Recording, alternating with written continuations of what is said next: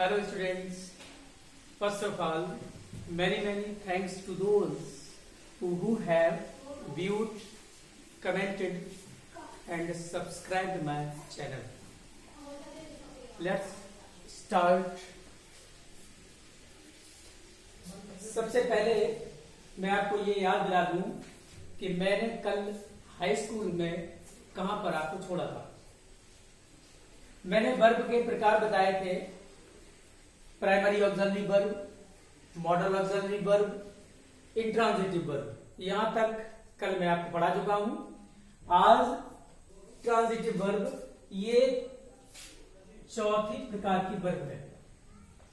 Transitive verbs अर्थात सकर्मक क्रियाएं, मीन्स जिन क्रियाओं का ऑब्जेक्ट अर्थात कर्म दिया हो, वे सभी वर्ब्स ट्रांजिटिव वर्ब्स कहलाती हैं। अब ऑब्जेक्ट कैसे पहचानेंगे सेंटेंस में रीऑर्डर करते समय? ऑब्जेक्ट का पता लगता है वाक्य में प्रश्न करो, क्या, किसको, किसकी, किसके लिए। क्या, किसको, किसकी, किसके लिए, ये चार प्रश्न करने से ऑब्जेक्ट का पता लगता है। ऑब्जेक्ट भी चार भागों में विभाजित है: direct object, indirect object, object to gerund और ऑब्जेक्ट टू इंफिनिटिव। ये चार प्रकार के ऑब्जेक्ट है। मैं ये बात क्लियर कर देना चाहता हूं कि जो भी ये रीऑर्डरिंग में आपको पढ़ाया जा रहा है, चाहे वो सब्जेक्ट पार्ट्स हो या प्रेडिकेट पार्ट्स हो, इनको रटना नहीं है। केवल आपको ये सीखना है कि दिए हुए असर्टिव सेंटेंस में सब्जेक्ट पार्ट्स कैसे रीऑर्डर करें और प्रेडिकेट पार्ट्स कैसे रीऑर्डर करें। सब्जेक्ट पार्ट्स में डिटेल में पढ़ा चुका हूं। प्रेडिकेट पार्ट्स में आपको वर्ब पढ़ाई गई।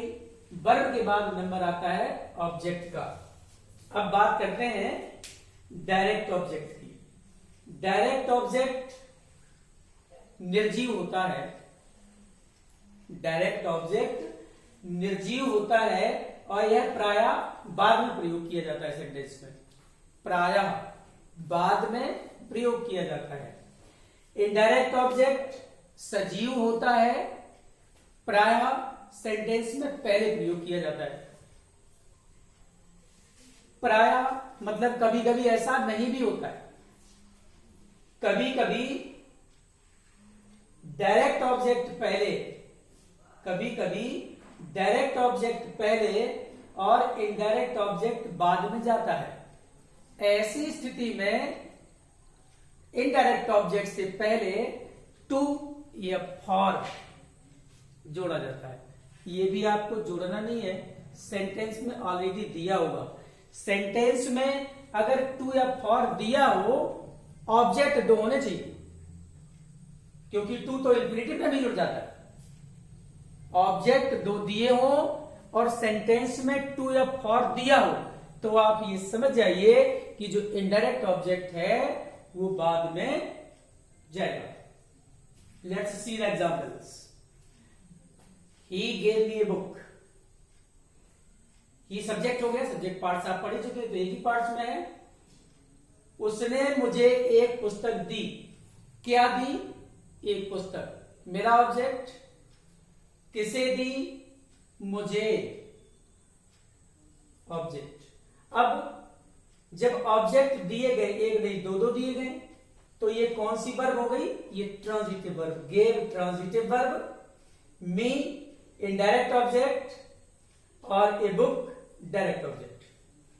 अब यही सेंटेंस मान लीजिए रीऑर्डर करने के लिए दिया जाए तो इस प्रकार दिया जाएगा, a book me gave he.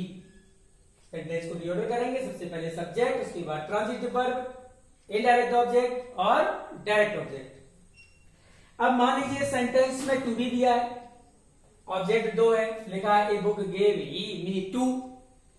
इस सेंटेंस को रीऑर्डर करने के लिए टू दिया हुआ है, तो आप समझ जाएंगे ऑब्जेक्ट भी दो है कि इनडायरेक्ट ऑब्जेक्ट बाद में जाएगा।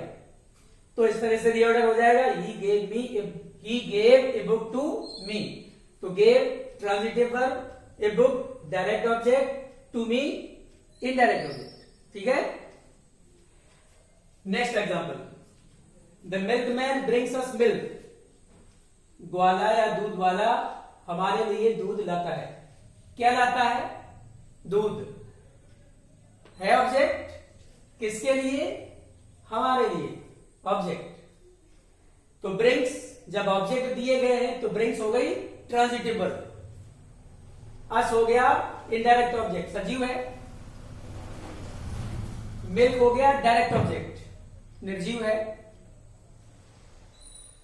अब इसी सेंटेंस को दूसरे तरीके से समझा जाए तो the milkman brings milk for us, मतलब दो ऑब्जेक्ट हैं, फॉर दिया हुआ है तो आप समझ जाएंगे कि जो इनडायरेक्ट ऑब्जेक्ट है अर्थात जो सजीव ऑब्जेक्ट है वो बाद में जाएगा, तो हो जाएगा the milkman brings milk for us.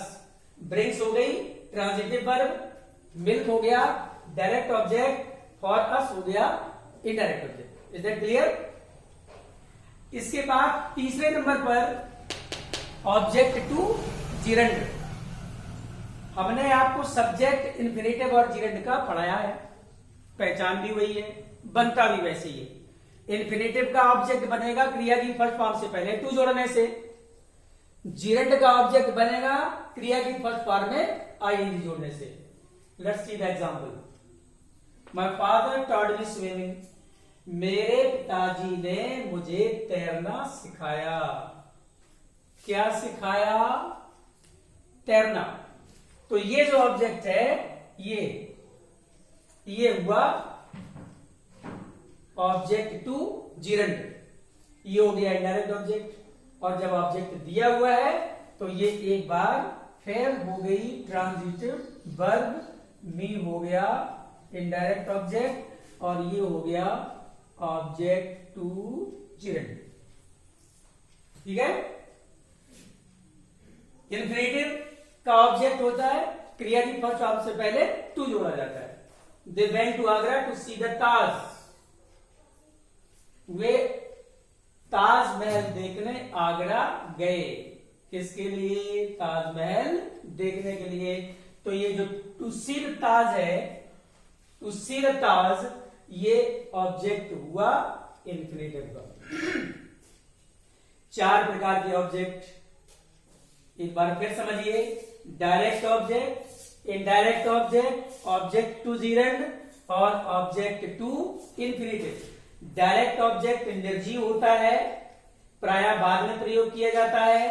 Indirect object सजीव होता है, प्रायः पहले प्रयोग किया जाता है। लेकिन कभी कभी डायरेक्ट ऑब्जेक्ट पहले, इनडायरेक्ट ऑब्जेक्ट बाद में चला जाता है।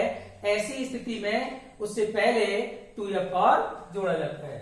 और ऑब्जेक्ट टू जिरंड और ऑब्जेक्ट टू इन्फिनेटिव भी आपके सामने व्हाइट बोर्ड पर है। ठीक है, सब्जेक्ट हो गया, सब्जेक्ट के पार्ट्स हो गए, प्रेडिकेट शुरू किया, प्रेडिकेट का पार्ट हुआ, वर्ब हो गई, ऑब्जेक्ट हो गया। हमने जस्ट बिगिनिंग में आपको बताया था असर्टिव सेंटेंस का basic formula, subject plus helping verb plus main verb plus object plus other words. Subject हो गया, हेल्पिंग वर्ब हो गई, वर्ब क्या? वर्ब चारों प्रकार की वर्ब हो गई, ऑब्जेक्ट भी हो गया। अब क्या बचता है? Other words. और अदर वर्ड्स को रीऑर्डरिंग सेंटेंस करते समय या ग्रामेटिकल लैंग्वेज में, अदर वर्ड्स को ग्रामेटिकल लैंग्वेज में कंप्लीमेंट कहा जाता है।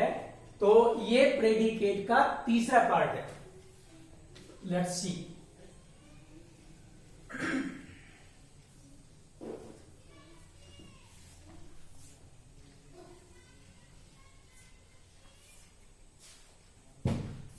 तीसरा पार्ट जो प्रेडिकेट का है वो है complement.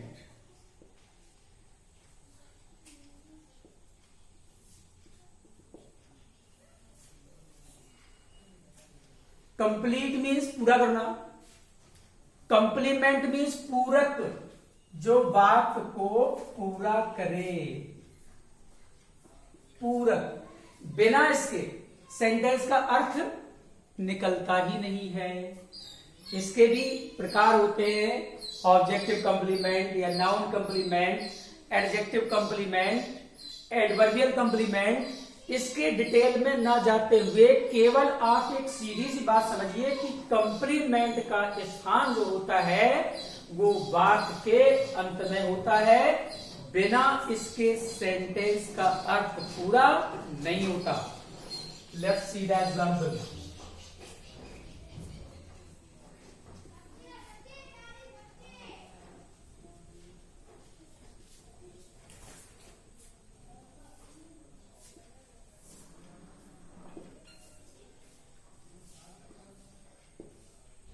She found her child asleep. उसने अपने बच्चे को सोता हुआ पाया। ये है adjective complement.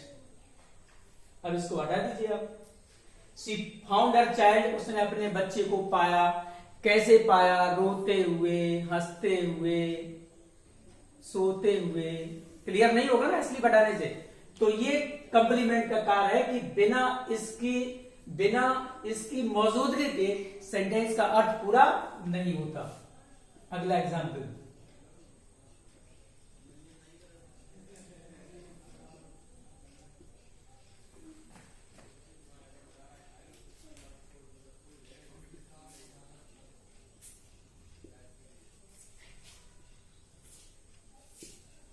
They painted the doors green, उन्होंने दरवाजों को हरा रंग दिया।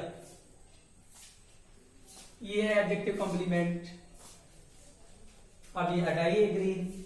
उन्होंने दरवाजों को रंग दिया, किस रंग में रंगा? कंप्लीट नहीं होगा। यही कंप्लीमेंट है। कंप्लीमेंट का प्रयोग वाक्य के अंत में किया जाता है और ये प्रेडिकेट का तीसरा पार्ट है। आगे देखिए।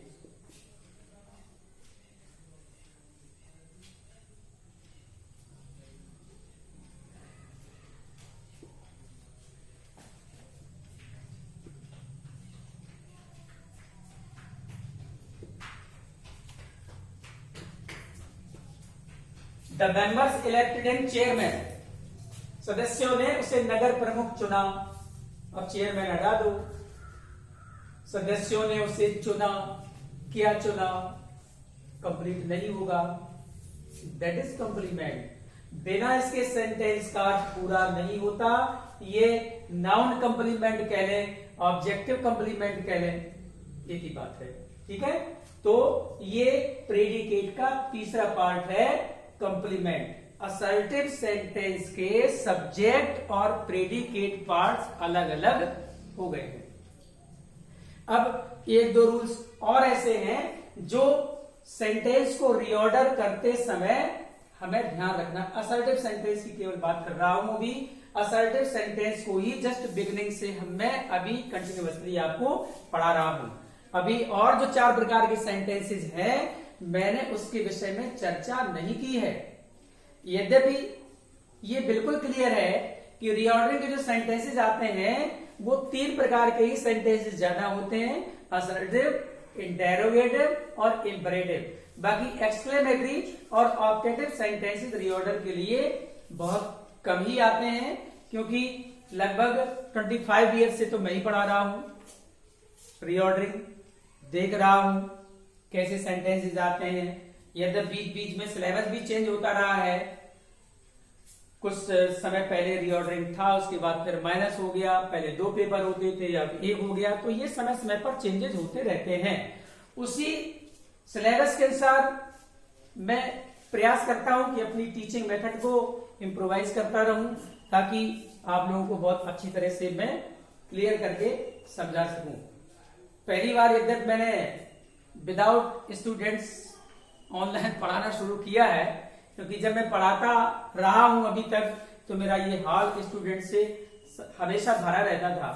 अब मैं जस्ट इमेजिन कर लेता हूं कि मेरे स्टूडेंट्स यहाँ पर सामने बैठे हुए हैं और मैं उन्हें पढ़ा रहा हूं, but it is not an easy work. Imagine करना और रियलिटी में होना दोनों अलग अलग बातें हैं।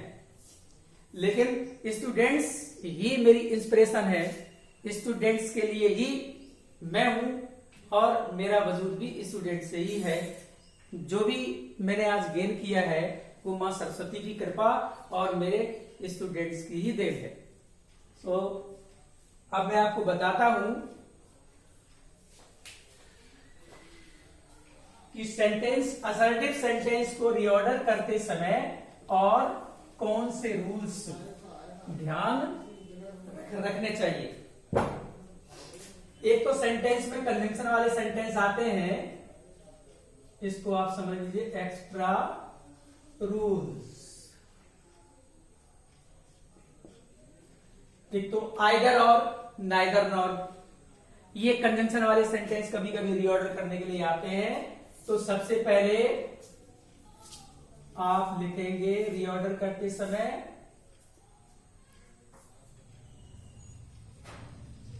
आइदर डॉट डॉट और dot dot helping verb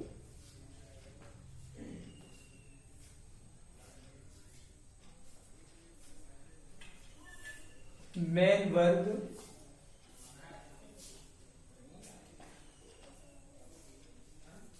object plus other words complement करें।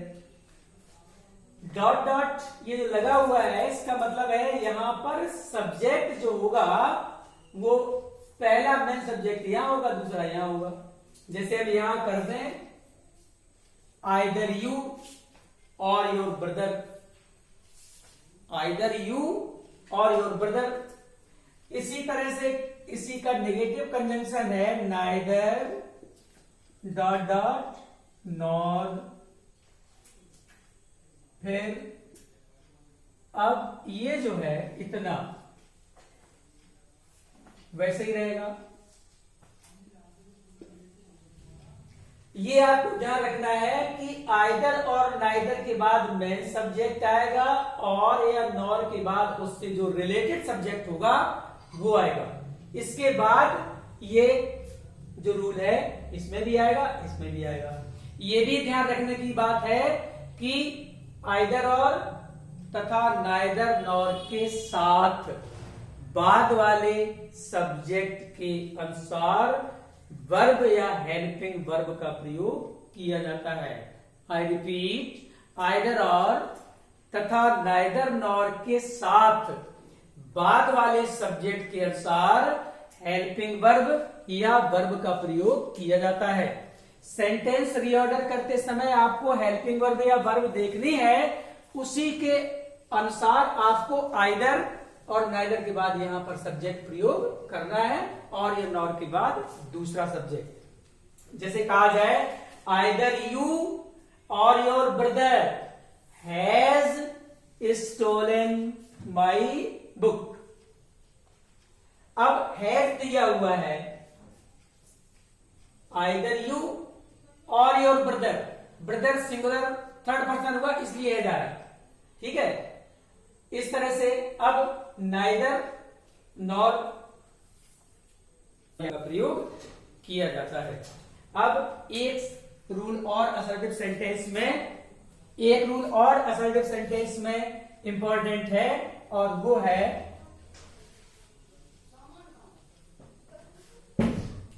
है adverb to.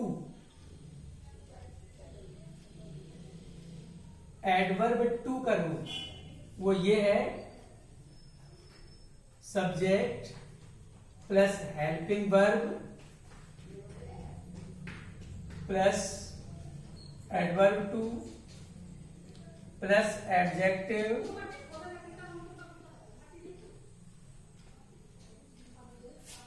Plus infinitive two plus first form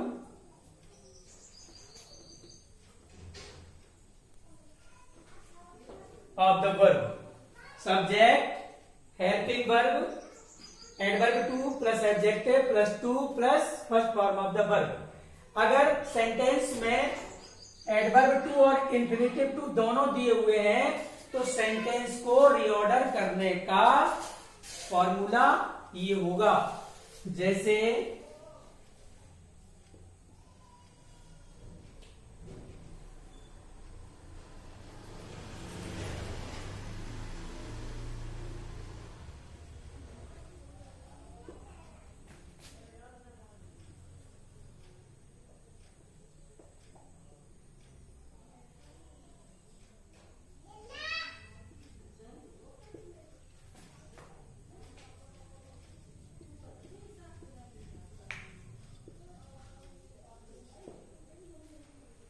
the old man is too weak to walk properly, ये देखिए सब्जेक्ट हो गया, ये हेल्पिंग वर्ब हो गई, ये एडवर्ब टू हो गया, ये एडजेक्टिव हो गया, और ये क्रिया की फर्स्ट पार्ट के साथ complement. The old man is too weak to walk properly, आपको असर्टिव सेंटेंस में ये देखना है कि अगर एडवर्ब टू और इंफिनिटिव टू दोनों दिए हुए हैं तो सेंटेंस को रीऑर्डर करने का तरीका ये है। एडवर्ब टू वाला जो सेंटेंस होता है ये एक्चुअली नेगेटिव होता है। इस सेंटेंस में अगर हम एडवर्ब टू हटाएं, वो खैर इंटरमीडिएट की लेवल की बात है या फिर आगे किसी चैप्टर में हो सकता है इन्वॉल्व हो, तो होगा the old man is so weak, adverb too के स्थान पर आना है so weak that he, old man के अनुसार pronoun that he can not walk properly. तो ये सेंटेंस में जो एडवर्ब टू का प्रयोग किया जाता है ये नेगेटिव सेंटेंस होता है। असर्टिव सेंटेंसेस को कैसे रीऑर्डर किया जाता है, सब्जेक्ट और प्रेडिकेट पार्ट्स आपको अलग अलग पढ़ा दिए गए हैं। असर्टिव सेंटेंसेस ही ज्यादातर आते हैं। अब tomorrow I will teach you how to reorder interrogative sentences. Okay? Please go on inspiring, appreciating and encouraging me by subscribing, liking and commenting my channel.